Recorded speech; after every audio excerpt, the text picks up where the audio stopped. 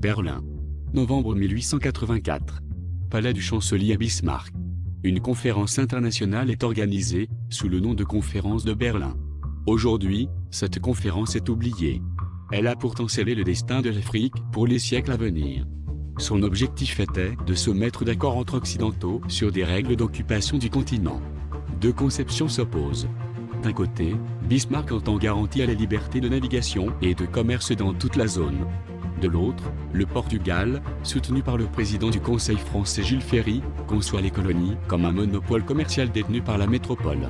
Les discussions ont duré jusqu'en février 1885.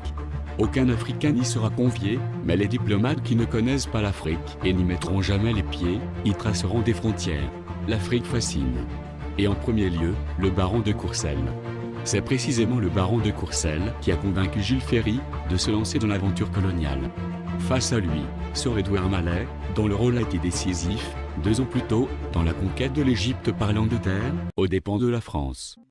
Après plusieurs réunions techniques, un tracé définitif du territoire offert au libre commerce est enfin proposé. C'est justement le délégué belge qui est chargé de l'exposer.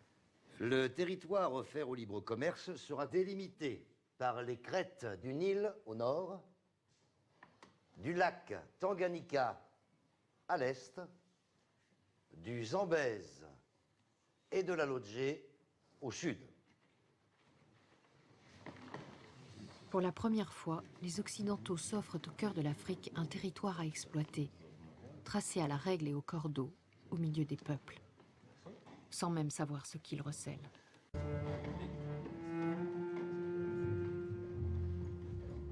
Notre question centrale, généralement associée à Berlin, c'est celle de l'esclavage. Et dont le projet colonial est constamment en train de négocier des tas de contrats.